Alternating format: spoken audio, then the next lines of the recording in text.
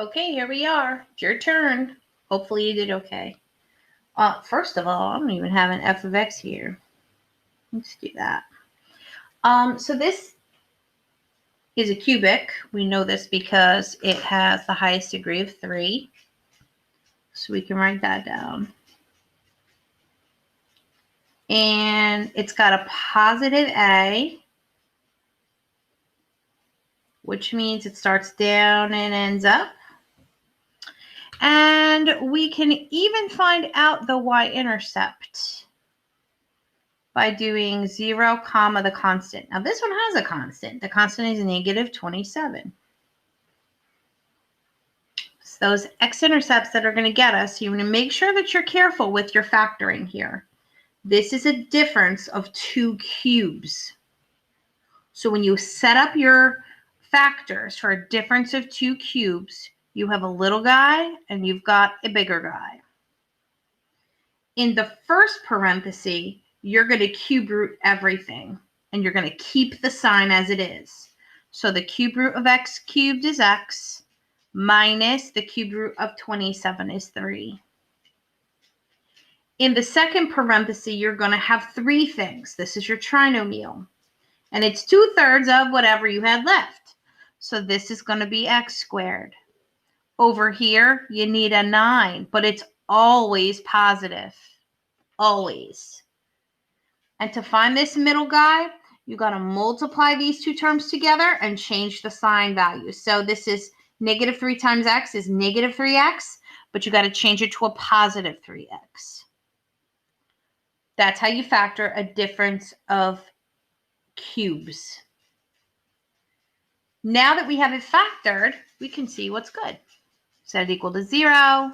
Here's my first one, x minus 3 equals 0, so x has to be 3. Here's a real one. Whoop. Looking at this quadratic, do I have factors of 9 that add to 3? The only factors of 9 I know are 1 and 9, and 3 times 3, and neither of those factors add up to 3. So this is a quadratic formula question. So let's change colors. My a value is 1 because that's in front of the x squared. My b value is positive 3. And my c value is 9. The next thing I'm going to do is quadratic formula. X equals negative b plus or minus square root b squared minus 4 times a times c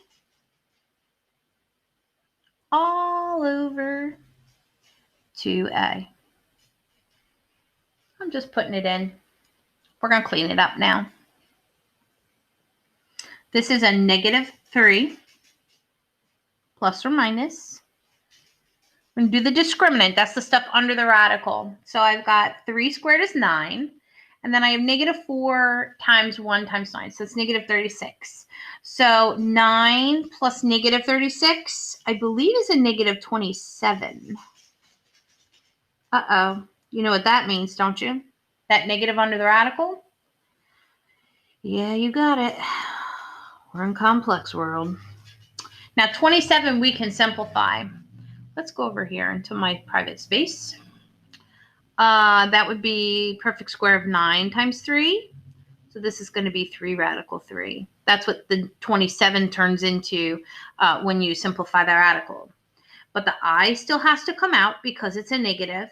And we got the plus or minus. So we need to put the I with the 3 and then radical 3 all over 2. And 2 can't reduce with the 3 and the 3. So this is the final answer. I can't calculate this because it's got an imaginary component to it. So these are 2 complex and 1 real. That means it's only going to cross in one spot on the x-axis. When I go to graph this thing, I have to go to 0, negative 27. Well, that's way down here.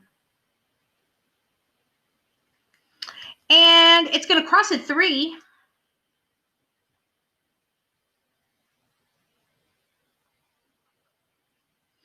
And the picture says that it's a positive cubic, so it's got to do this. So, there you go.